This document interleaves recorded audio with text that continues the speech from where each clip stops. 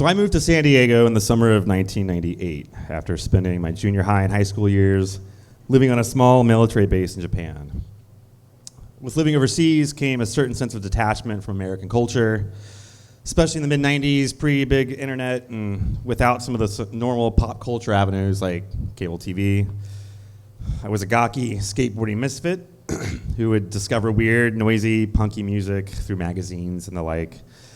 And every year or so, my family would travel to the States for vacation, and I'd record late-night MTV, watching these tapes over and over after I returned home to Japan.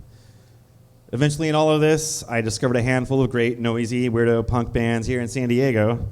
So when my family decided to relocate here after I graduated high school, I was excited about the prospect of being around and being involved in an arts and music community.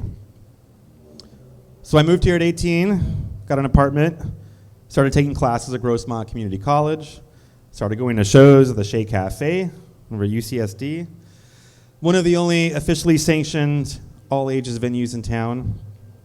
It had been explained to me before moving here that San Diego as a city doesn't particularly take much interest in supporting the arts community, considering that it's largely both a beach town and a military town. So a place like the Che was a haven for me. My favorite bands touring through town and playing a small room to all the weirdo punker kids here. In the following years, there would be coffee shops and a couple of other bigger places that would try their hand at having all ages shows, but it wasn't always met well by the city. My first New Year's Eve in San Diego, I went with some friends to a warehouse space downtown that some people lived at.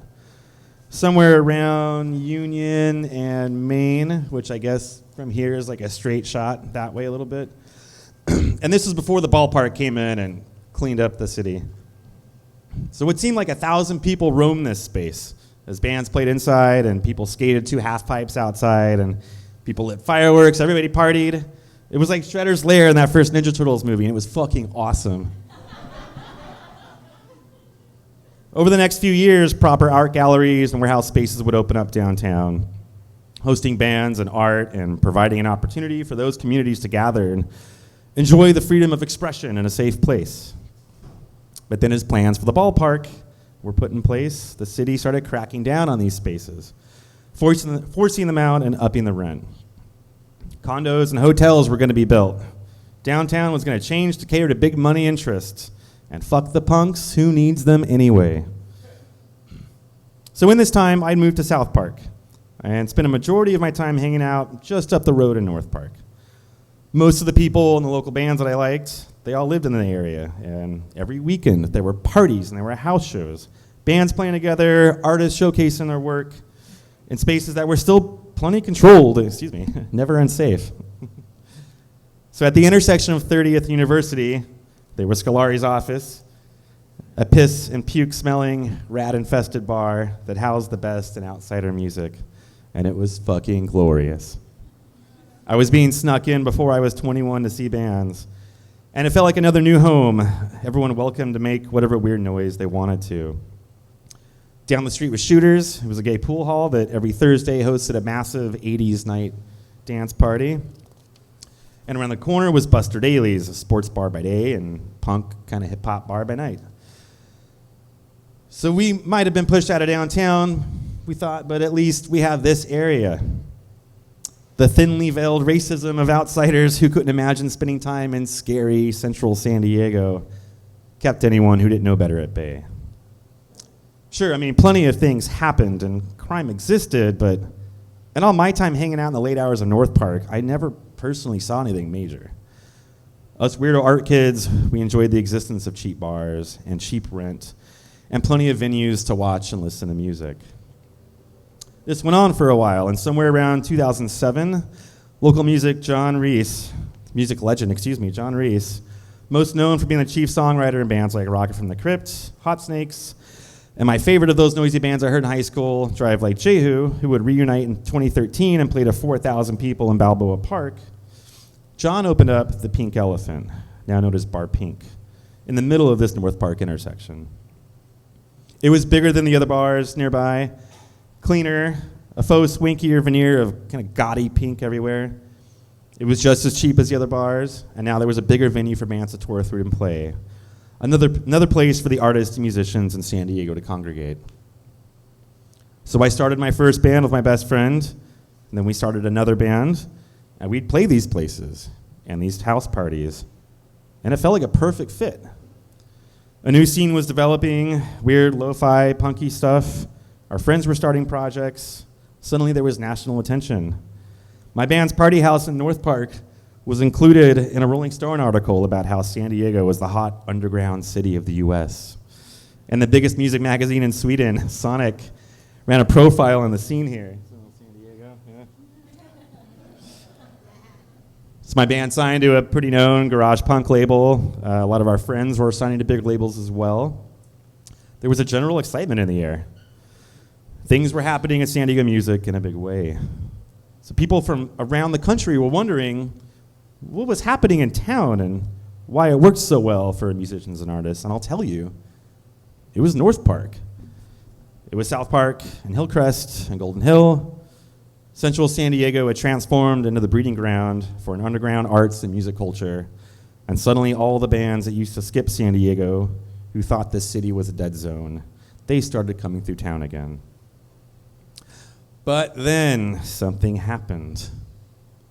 As all this excitement was growing in 2009, as we thought that the city was finally making something of itself in the music world for the first time since the early 90s, when we had the intersection of 30th and University to call our sanctuary, the beach people showed up. Specifically, the owners of PB Bar and Grill, who came in and saw packs of kids hanging out at Bar Pink and Scolari's and filling the streets. Shooters was 2 doors down from Bar Pink and had just closed. And so those owners of PB Bar and Grill, they bought the space. And they opened up True North, the worst sort of douchebag sports bar in the middle of all of this. The complete antithesis of everything everyone loved about the area.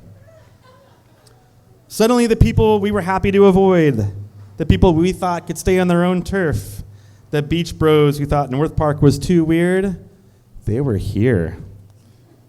They were showing up to our shows. They were making fun of us art kids. They were pissing and puking in our lawns. Fred Scolari, the owner of Scolari's office, died around this time.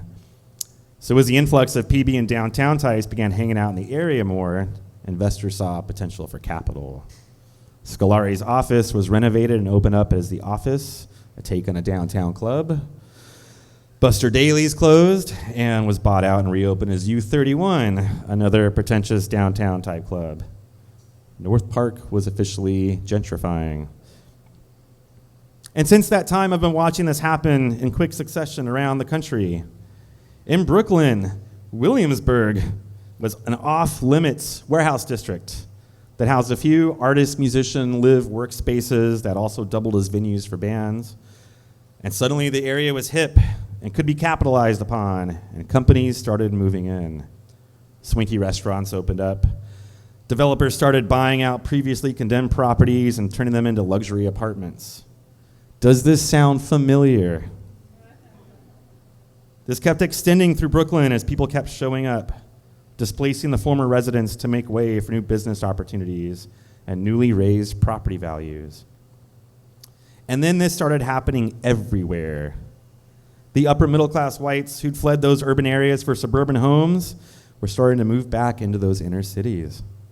Detroit began advertising itself as a city in need of an artist boon, giant homes and offices for sale for almost nothing. And with the artist, there followed the big companies moving right in alongside them. In San Francisco and now even Oakland, the artists and musicians who'd lived there so long and loved the city were put out as the techies from nearby Silicon Valley started moving in and buying out apartment buildings and tripling the rents. Seattle's been experiencing the same thing. Now even Portland and Austin, which seemed fucking untouchable, are being stripped of their former weirdo artist culture as big business moves in. As breweries are opening on every block, as the Philistines take over these areas. Does this sound familiar? So the faces of these cities are now dramatically altering in the face of capitalist consumerism. the colonization of developers with their eyes strictly focused on potential financial gain, who could give two shits about the cultures that these cities have been built on. The capital powers that be figured it out that after the white flight from urban areas in the early 70s, it was the artists who stuck around those areas with the residents. It was the artists who weren't threatened by race or gender or sexuality. It was the working class artists who shaped their own thriving communities and could peacefully coexist. But eventually, capital caught up. Capital saw potential for more capital. Now capital is moving so fast, there are heated debates in places like Boyle Heights in LA, Barrio Logan here in San Diego, two long-standing communities largely comprised of a strong Latino culture. Unused spaces were starting to turn into artist showcases. But capital had learned that artists moving into a community could simply be a backdoor, that art could be a ruse to move into an area and buy out cheap property, only to raise it and bring in bigger business and raise the overall property value of a neighborhood. And then displacement starts happening. And now the debate is around the notion of galleries moving into neighborhoods, especially galleries that don't represent the area and its existing culture. And now the modern artist community is facing this huger conundrum in which its former means of sustainability has been taken away, in which the artist is watching its former working class neighbors booted from their homes as high-end culture moves in. We're all now facing this idea of value, the value of art, the value of community. As a collective working class, artists and mechanics and cooks and musicians alike, we're at the mercy of valuation, of greedy, opportunistic developers seeing resources, in this case property, and taking what they can, a modern version of Western colonialism. So as a now 37-year-old kid who spent years enjoying the coexistence, interaction with people from other working class cultures, who has a strong love for the idea of identity and freedom of expression, and for people being who they are as long as they're not encroaching upon anyone else's idea of these things, I can tell you that I really don't know what to do, except not to buy in. This here piece, this is basically an updated rant I've been yelling the last few years as I've watched my artist friends from around the country booted from their neighborhoods in the face of new development. And I can tell you that a lot of people in that community and the working class community at large are just at a massive loss. That the steamroller of capital and homogenization is really, really affecting us all. But in all this, there is hope. Here in San Diego, the powers that be recently proposed yet another stadium. After Petco Park moved in and changed the landscape of downtown to favor developers and money people, failing to provide for the homeless population, turning a blind eye to displacement, the city wanted to build yet another taxpayer-funded park that would push its way into Barrio Logan, changing the landscape of a proud, long-standing Latino culture. Last November, Prop C was put up for a vote, and you people voted. And you know what you said? Fuck you. That guy was saying it before I said it. Fuck you, developers. Fuck you, money-grabbing, culture-destroying, luxury apartment building, community displacing, ivory tower motherfuckers, only looking out for more capital, forever willing to push out those who aren't part of your personal gain. Fuck you for trying to destroy my way of life, my family that I work hard for, my heritage. Fuck you for not caring about the hopes and dreams of the working class upon whose backs you are built. So hopefully that you're all included in this. You're starting to rise up. You're starting to understand the institutions in this country that actively work against you. You're starting to make your voices heard. And it's something that this weirdo punker 37-year-old kid really loves to see. Thanks.